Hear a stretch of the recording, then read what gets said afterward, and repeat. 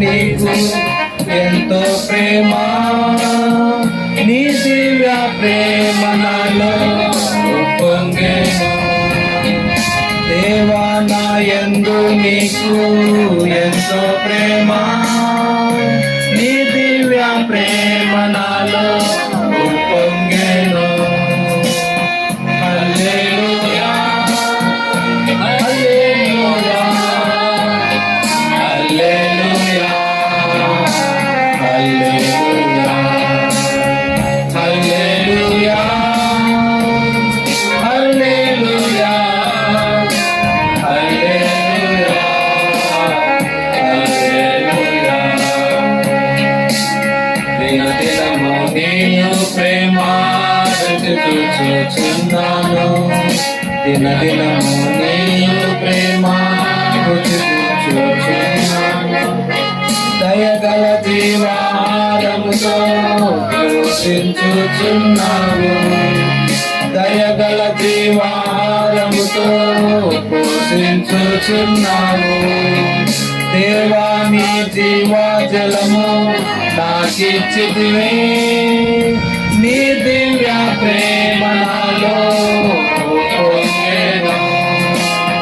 దేవా నీ జీవజలము నాకిచ్చితివే, నీ దివ్య ప్రేమ నాలో పొంగెను. హల్లెలూయా హల్లెలూయా హల్లెలూయా హల్లెలూయా హల్లెలూయా హల్లెలూయా హల్లెలూయా హల్లెలూయా. నా పాదములను నీవు కొండపై నిలిపితివి, నా పాదములను నీవు కొండపై నిలిపితివి. నా అడుగులనెల్లా నీవు స్థిరపరచిన దేవుడవు, నా అడుగులనెల్లా నీవు స్థిరపరచిన దేవుడవు. దేవా నా ఆశ్రయుడవు నీవే కదా, నీ దివ్య ప్రేమ నాలో పొంగెను. దేవా నా ఆశ్రయుడవు నీవే కదా, నీ దివ్య ప్రేమ నాలో పొంగెను. హల్లెలూయా హల్లెలూయా హల్లెలూయా హల్లెలూయా హల్లెలూయా హల్లెలూయా హల్లెలూయా హల్లెలూయా. సిలువని రక్తము కార్చి నన్ను రక్షించితివి, సిలువలో నీ రక్తము కార్చి నన్ను రక్షించితివి. సార్వత్రిక సంఘములోన నన్నైక్యపరచితివి, సార్వత్రిక సంఘములోన నన్నైక్యపరచితివి. దేవా నీ దయనా ఎడల అత్యున్నతము, నీ దివ్య ప్రేమ నాలో పొంగెను. దేవా నీ దయనా ఎడల అత్యున్నతము, నీ దివ్య ప్రేమ నాలో పొంగెను. హల్లెలూయా హల్లెలూయా హల్లెలూయా హల్లెలూయా హల్లెలూయా హల్లెలూయా హల్లెలూయా హల్లెలూయా. వాగ్దానములను నాలో నెరవేర్చిన ఓ ప్రభువా, వాగ్దానములను నాలో నెరవేర్చిన ఓ ప్రభువా. విడువక నా ఎడల నీకు కృప చూపుచున్నావు, విడువక నా ఎడల నీకు కృప చూపుచున్నావు. దేవా నీ మారని ప్రేమ సంపూర్ణము, నీ దివ్య ప్రేమ నాలో పొంగెను. దేవా నీ మారని ప్రేమ సంపూర్ణము నీ దివ్య ప్రేమ నాలో పొంగెను. హల్లెలూయా హల్లెలూయా హల్లెలూయా హల్లెలూయా హల్లెలూయా హల్లెలూయా హల్లెలూయా హల్లెలూయా. నీ గెలిచి మా కొరకై తిరిగి లేచిన ప్రభువా, నీ గెలిచి మా కొరకై తిరిగి లేచిన ప్రభువా, మా కొరకై త్వరలో రానై మహిమా రాజా, మా కొరకై త్వరలో రానై మహిమా రాజా. దేవా నీ సన్నిధి నాకు ఎంతో ప్రియము, నీ దివ్య ప్రేమ నాలో పొంగెను. దేవా నీ సన్నిధి నాకు ఎంతో ప్రియము, నీ దివ్య ప్రేమ నాలో పొంగెను. హల్లెలూయా హల్లెలూయా హల్లెలూయా హల్లెలూయా హల్లెలూయా హల్లెలూయా హల్లెలూయా హల్లెలూయా. 169 167 గాయములను నా కొరకై పొందెను క్రీస్తు చేసిన పాట. 169 167 169 కొత్త పుస్తకము, 167 పాత పుస్తకం.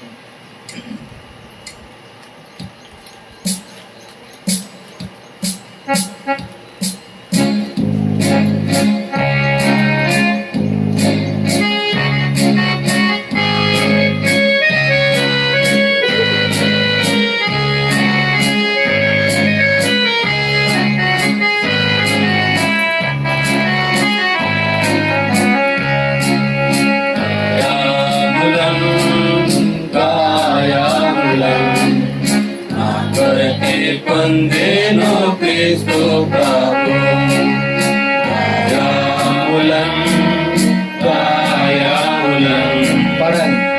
కొరకై పొందెను క్రీస్తు ప్రభు. రూపమైన సొగసైన లేదు దుఃఖభరితుడాయెను, స్వరూపమైన సొగసైన లేదు దుఃఖభరితుడాయెను. వ్యాధిగ్రస్తుడుగా వ్యాకులమొందె వీక్షించి తిప్పిరి ముఖములు, వ్యాధిగ్రస్తుడుగా వ్యాకులమొందె వీక్షించి తిప్పిరి ముఖములు.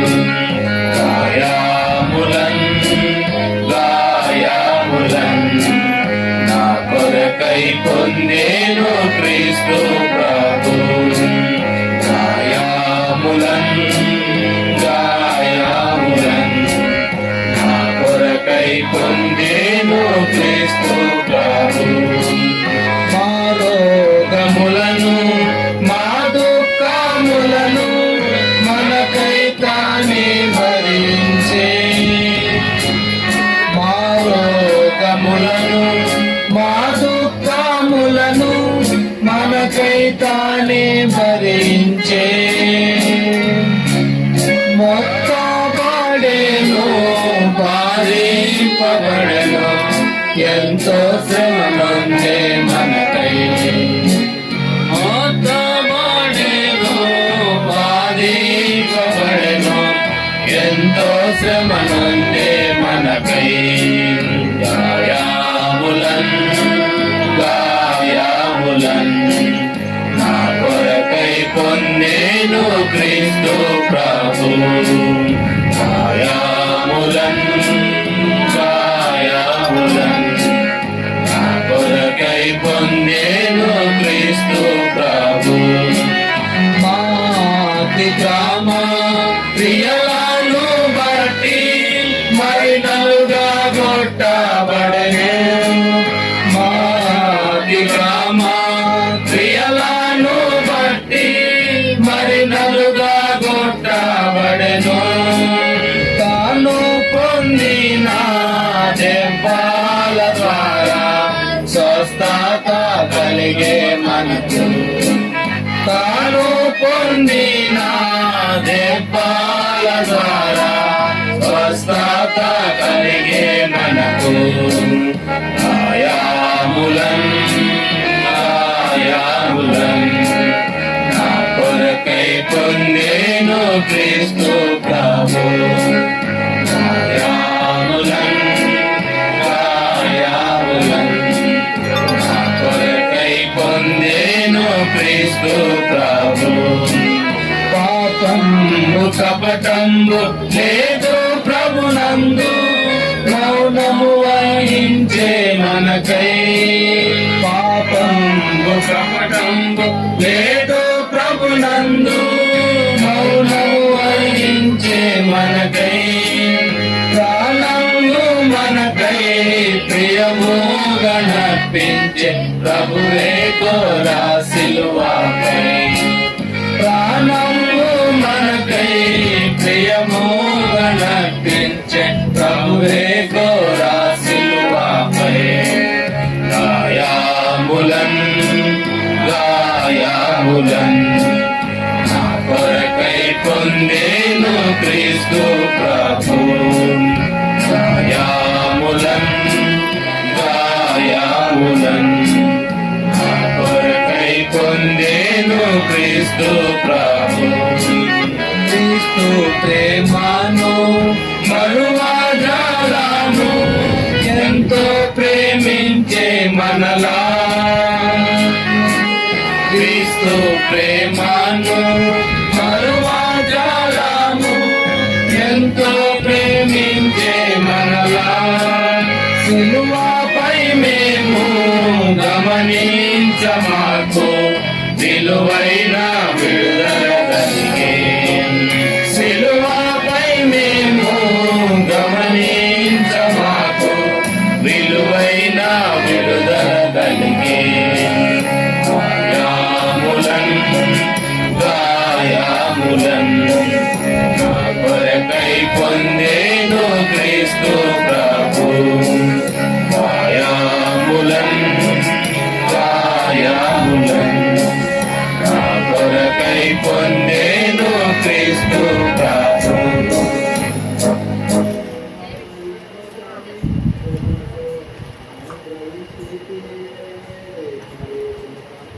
రండి మనము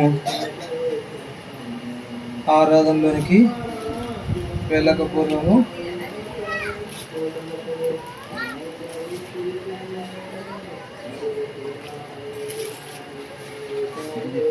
ఇర్మియా గ్రంథము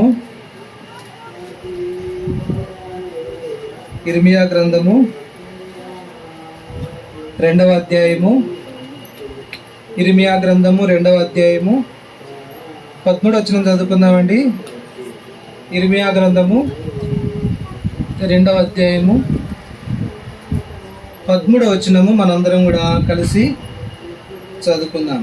ఇర్మియా గ్రంథము 2వ అధ్యాయము 13వ వచనము మనందరం కూడా కలిసి చదువుకుందాం. అందరం కూడా కలిసి చదువుకుందామండి. ప్రభువును ఆరాధించక పూర్వం మనము ఇర్మియా గ్రంథము 2వ అధ్యాయము 13 వచనం అందరం కలిసి. నా జనులు 2 నేరములు చేసి ఉన్నారు, జీవ జలముల ఊటనైన నన్ను విడిచి ఉన్నారు. తమ కొరకు తొట్లను అనగా బద్దలై నీళ్లు నిలువని తొట్లను తొలగించుకొని ఉన్నారు. నా జనులు 2 నేరములు చేసి ఉన్నారు. రండి ప్రభు సాయం కొరకై మనం ప్రార్థన చేసుకుందాం. ప్రేమలిగిన తండ్రి, జీవగలిగిన దేవా, మహోన్నతుడా, ఆది సంభూతుడైన దేవానికి స్తోత్రములు. ఉదయకాల సమయమున ప్రభా మిమ్మల్ని ఆరాధించడానికి సమీపిస్తుండగా ప్రభా, నీ వాక్య పిల్లలో మేము నిన్ను ఆరాధించినట్లుగా ప్రభా మమ్మల్ని సిద్ధపరచండి. ఆత్మతోనూ సత్యముతోనూ పూర్ణ హృదయంతో పూర్ణ ఆత్మతో ప్రభా మేము నిన్ను ఆరాధించినట్లుగా చేయండి. ప్రభా యాంత్రికమైన ఆరాధన నుంచి, నేర్చుకుని చేసే ఆరాధన నుంచి, వ్యర్థమైనటువంటి నైనా మరి స్థితి నుంచి మమ్మల్ని తొలగించి హృదయపూర్వకంగా ప్రభా నిండు మనసుతో ప్రభా మా హృదయాలు విప్పి నిన్ను ఆరాధించినట్లుగా మేము సిద్ధపరచండి తండ్రి. వాక్యం బోధించడానికి నిలబడిన దాసుని నేను కేవలం నీ కృప ద్వారా నిలబడి ఉన్నాను తండ్రి. నన్ను మరుగుపరచము, మీరు మాత్రమే ప్రత్యక్షపరచకూడమని ప్రార్థన చేసుకుంటున్నాను. నీ అభిషేకం అనుగ్రహించము, నన్ను ఖాళీ చేయం ప్రభువా. అంతేకాదు తండ్రి, ధూళియు బూడిదేవి వంటి నన్ను జ్ఞాపకం తెచ్చుకొని నైనా నీ ఆత్మబలం కృపాబలం ఇచ్చి సహాయం చేయమని, నైనా మీరే నీ వాక్యం విడుదల చేయమని, ఆరాధించడం కొరకు మిమ్మల్ని అందరినీ ఉత్సాహంతో మా ప్రభువాన్ని ఆరాధించడానికి సిద్ధపరుస్తున్నామని యేసు ప్రభు నామమున స్తుతించి ప్రార్థించి అడిగి వేడుకుంటున్నాం తండ్రి. ఆమేన్.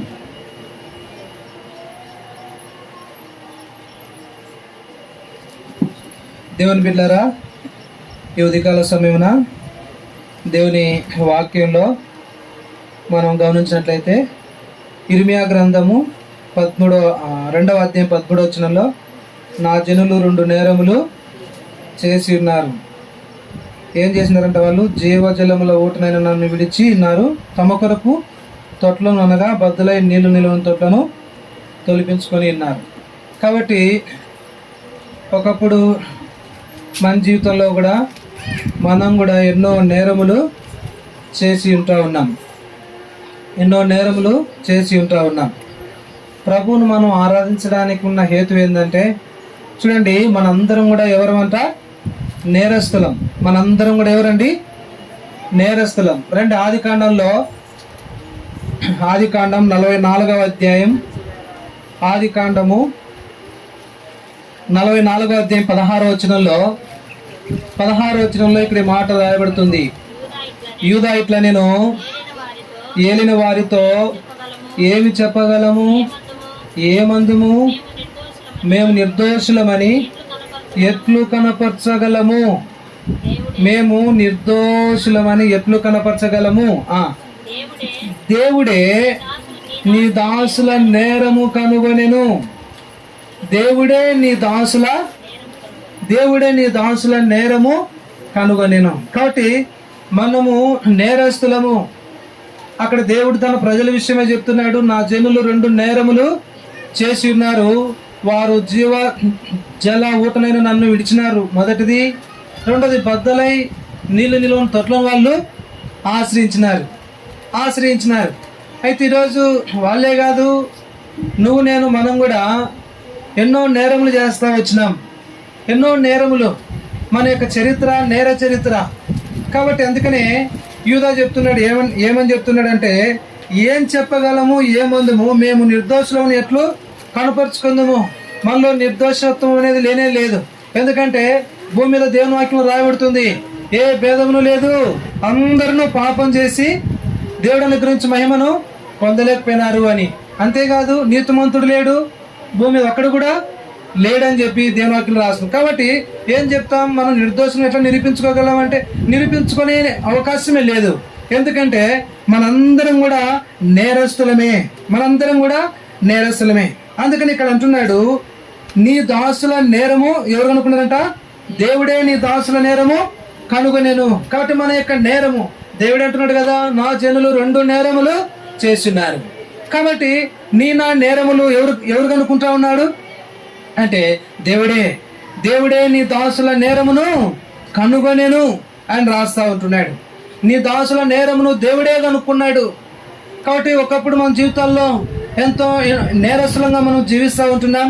ఇర్మియా గ్రంథం 2వ అధ్యాయం 25వ వచనంలో చూడండి, 2వ అధ్యాయం 25వ వచనం, జాగ్రత్తపడి నీ పాదములకు చెప్పులు తొడుగుకొనుము, నీ గొంతుగా దప్పికొనకుండానట్లు జాగ్రత్త పడుము అని నేను చెప్పినను, నువ్వు ఆ మాట వ్యర్థము వినను,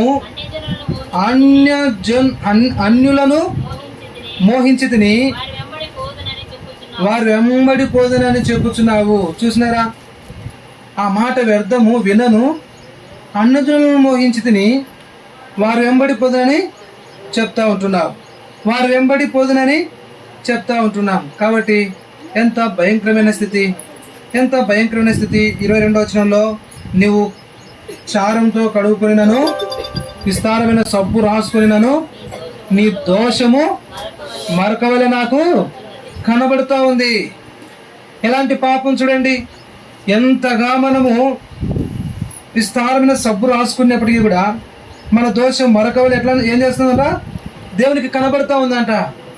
మనం ఎంత సబ్బు రాసుకున్నప్పటికీ కూడా, ఎంత పీసు రాసుకొని రుద్దినప్పటికీ కూడా, రాయి తీసుకున్న శరీరాన్ని రాకినా కూడా కదా ఇంకా ఏమేమో ఉపయోగిస్తాం, డ్రెస్ తీసుకొని దిక్కున్నా కానీ మన యొక్క పాపం ఏం చేయదంట, నువ్వు క్షారంతో కడుక్కొనినను విస్తారమైన సబ్బు రాచుకునినను నీ దోషము మరక వలె నాకు కనబడుచున్నది. నీ దోషము మరక వలె నాకు కనబడుతుంది. మరక పోవడం లేదు.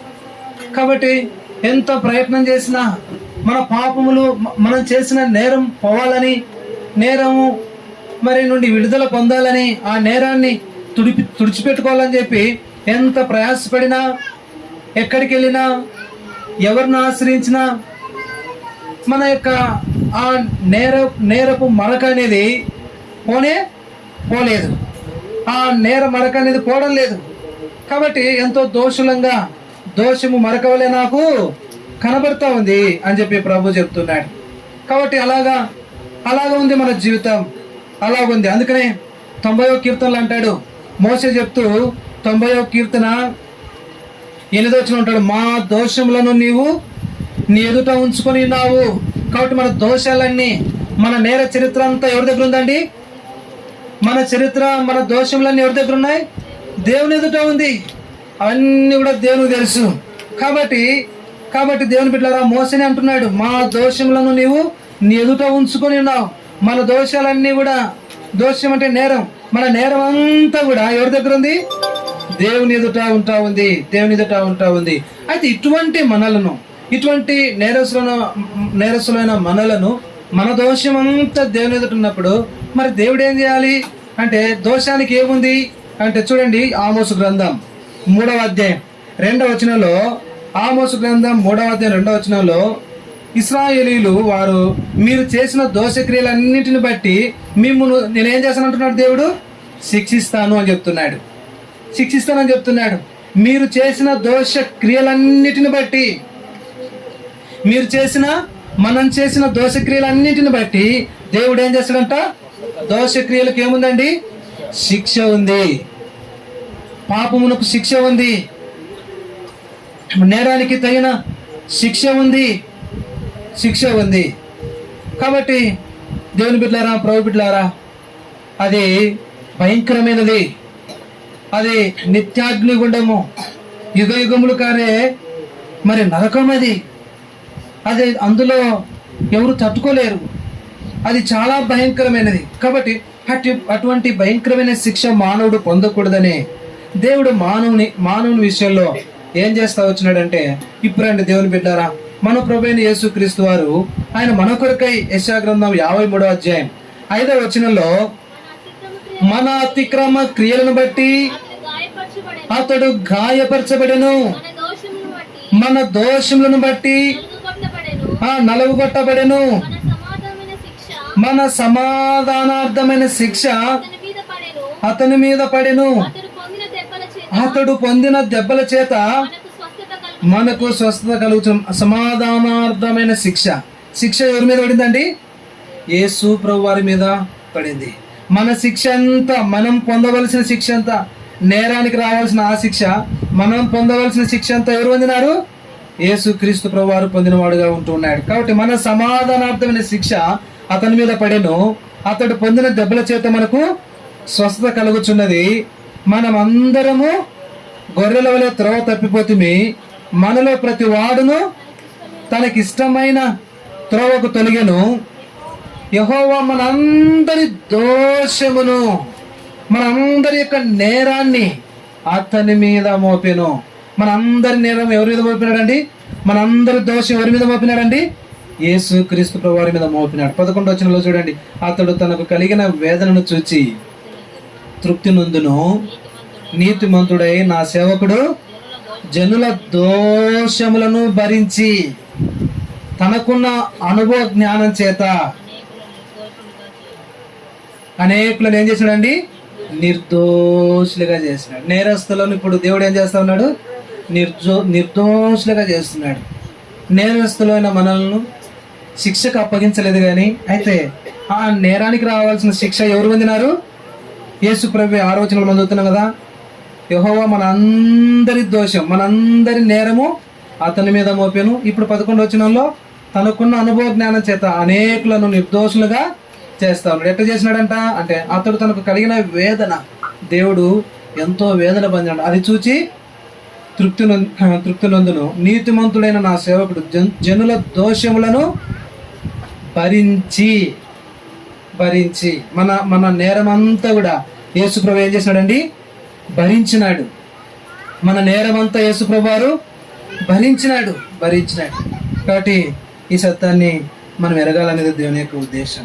అలాంటి దేవుని బిడ్డలారా, ప్రభు బిడ్డలారా, ఆయన ఇంకా ముందుకు వెళ్తే ఏం చేసినాడు యేసుప్రభు అంటే చూడండి, ఆయన మీద మార్కు సువార్తలో మనం గమనిస్తే 15వ అధ్యాయం, మార్కు సువార్త 15వ అధ్యాయం 13వ వచనంలో, మత్తయి సువార్త 27:12 వచనాల్లో ఆయన మీద నేరం మోపాలని చెప్పి శాస్త్రులు, పరిసయ్యులు, వాళ్ళంతా అక్కడ ఉన్నారు. ఏం చేయాలంట? ఆయన మీద నేరం మోపాలని చెప్పి చివరికి వారు ఆయన మీద ఏం చేసినారండి? నేరం మోపినారు. ఏ నేరం మోపినారు? హేరోదు, పిలాతు ఏమని నేరం రాసినాడు యేసుప్రభు మీద? ఏమని నేరం రాసినాడు? సుకన్య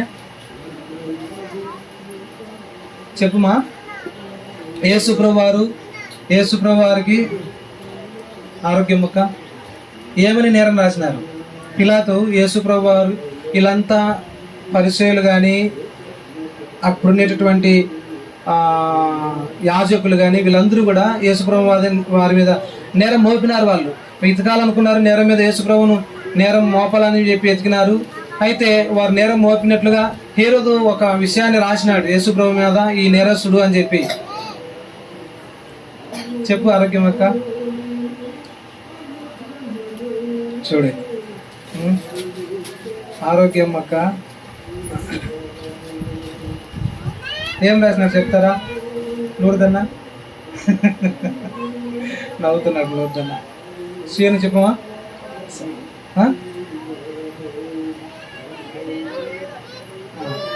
అయితే ఆయన ఏం రాశాడు చెప్పండి? ఈయన యూదుల రాజు అనే నేరం వాళ్ళు మోపింది కూడా ఏం నేరము?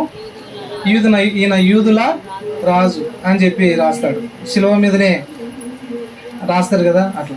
కాబట్టి అది నేరం అని రాస్తాడు పిలాతు. కాబట్టి అయితే యేసుక్రీస్తు ప్రభువారి మీద మన నేరం అంతా ఎవరి మీద వేయబడింది? యేసు ప్రభువారి మీద వేయబడింది. చూడండి దేవుని బిడ్డారా, ప్రభు బిడ్డారా, ఇప్పుడు దేవుని వాక్యంలో మనం గమనిస్తే యెషయా గ్రంథం 6వ అధ్యాయం 7వ వచనంలో, యెషయా గ్రంథం 6వ అధ్యాయం 7వ వచనంలో యేసుక్రీస్తు ప్రభువారు మన నేరం అంతటిని ఆయన ఏం చేస్తా ఉన్నాడు? తొలగిపోజేస్తా ఉన్నాడు, తీసివేస్తా ఉన్నాడు. చూడండి,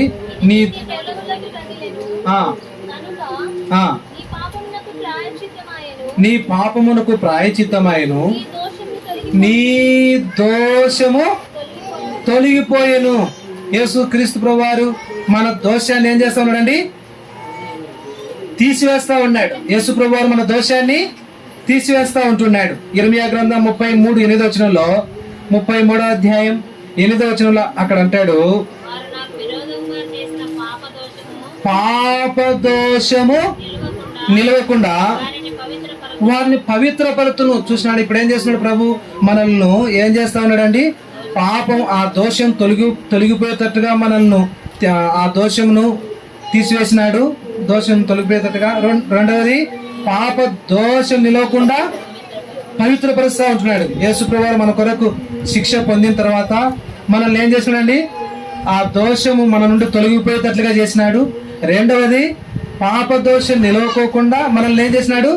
పవిత్రులుగా చేసినాడు, పవిత్రపరుస్తూ వచ్చినాడు. మూడవది రండి, ఇర్మీయా గ్రంథం 33వ అధ్యాయం, క్షమించండి, కీర్తన 85వ కీర్తన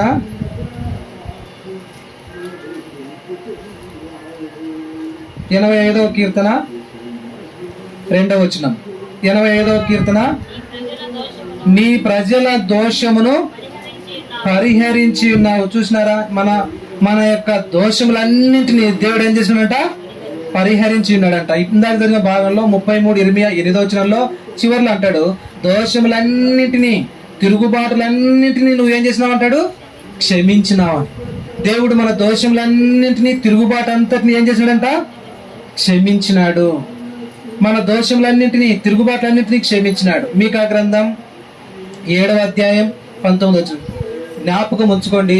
ఏం లోతుగా ధ్యానించలేదు, మనకు అర్థమయ్యేటట్లుగానే అర్థం కావడం కొరకే మరి ఈ మాటలు, మరి తెలిసిన మాటలే ఉంటా ఉన్నాయి కాబట్టి ఆరాధించడానికి ఎంతో అనుకూలంగా ఉంటుంది. అలాగా ఆరాధించడానికి మతికి పెట్టుకోండి కొన్ని భాగాలైన. చదవక 7వ అధ్యాయం 19వ వచనం, ఆయన మరలా మన యందు జాలిపడును, మన దోషములను అణిచివేయును. మన దోషములను దేవుడు ఏం చేశాడండి? అణిచివేస్తా వచ్చినాడు. 130వ కీర్తన 8వ వచనం,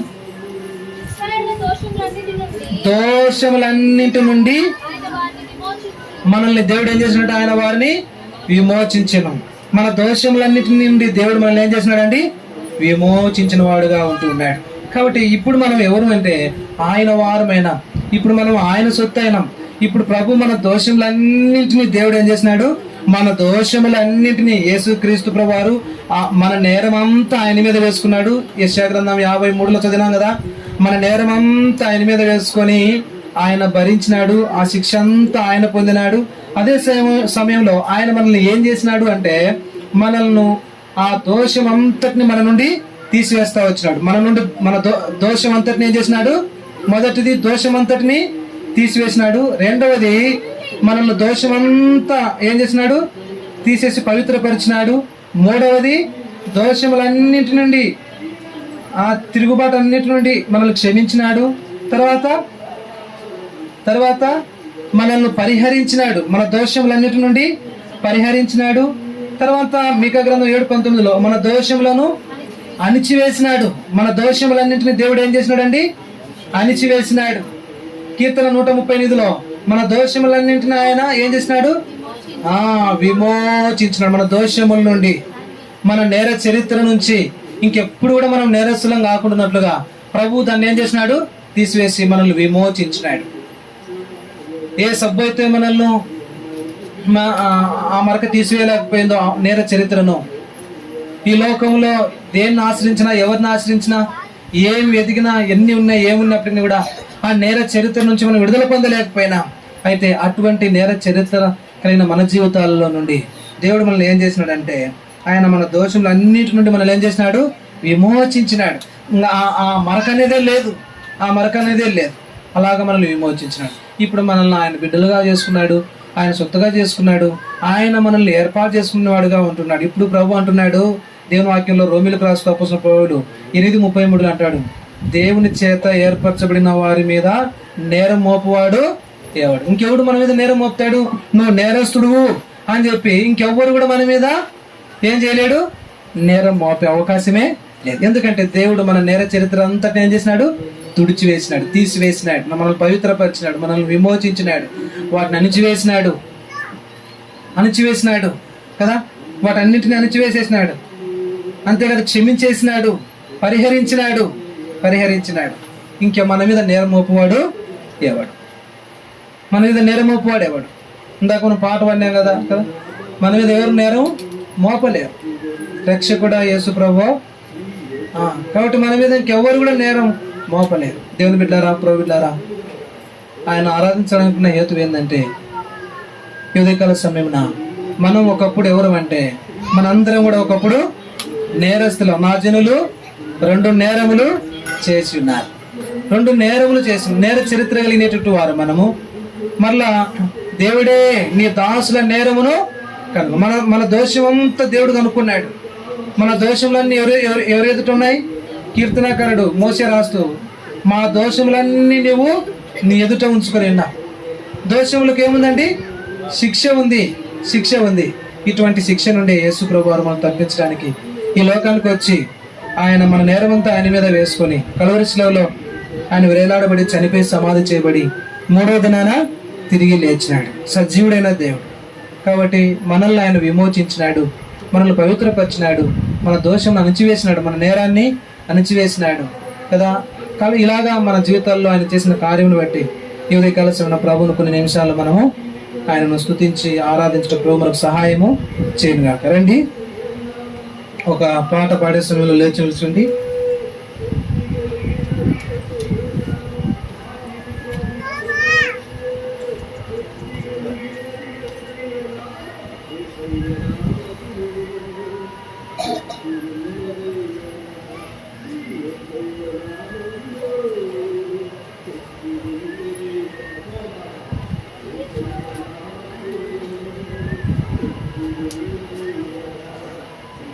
లేచి నిలుచుండి. ఒక పాట పాడే సమయంలో ప్రభు పిల్లలు సండే స్కూల్ పిల్లలు మరి సండే స్కూల్కి వెళ్తారు.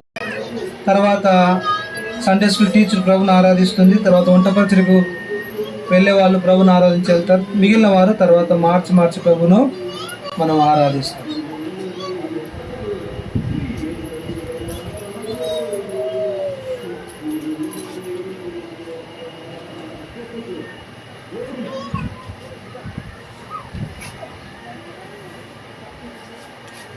రండి దేవుని బిడ్డారా,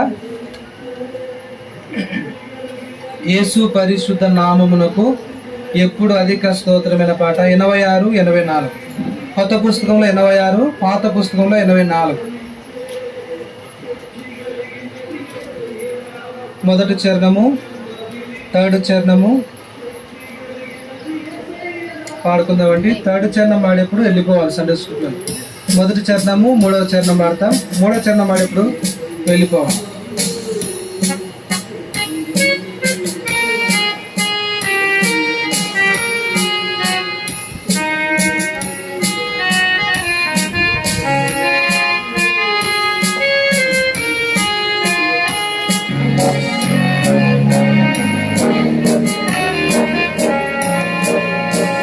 యేసు పరిశుద్ధ నామమునకు ఎప్పుడు అధిక స్తోత్రమే.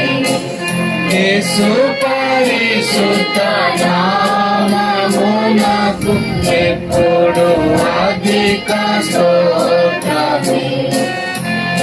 అపరమున మేలైన నామము, శక్తి కలిగినట్టి నామమిది.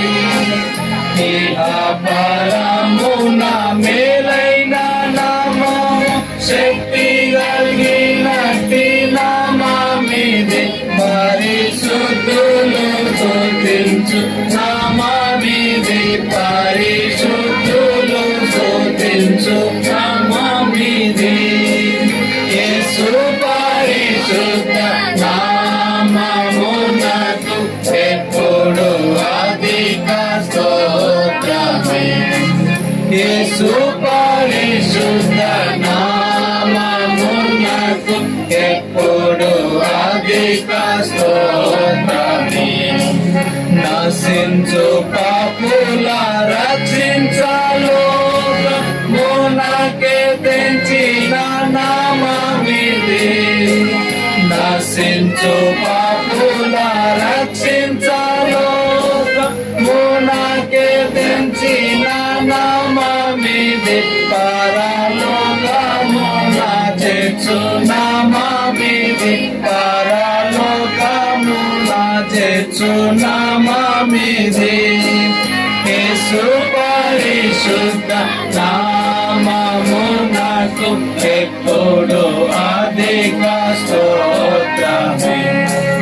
యేసు పరిశుద్ధ నామమునకు ఎప్పుడు అధిక స్తోత్రమే.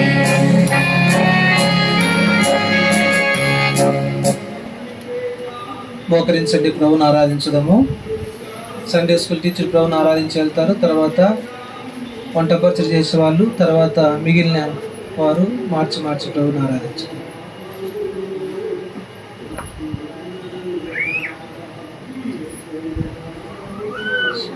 అపారమైన ప్రేమతో విడవక నా ఎడల కృప చూపిస్తున్న తండ్రి, నాకు నా పట్ల ప్రేమ చూపిస్తున్న తండ్రి, మీకు ఎంతో నేను ఆస్తులు చెల్లిస్తున్నా. యేసయ్య ఉదయకాలంలో మీ సన్నిధికి మీకు నన్ను చేర్చి పరిశుద్ధుల మధ్య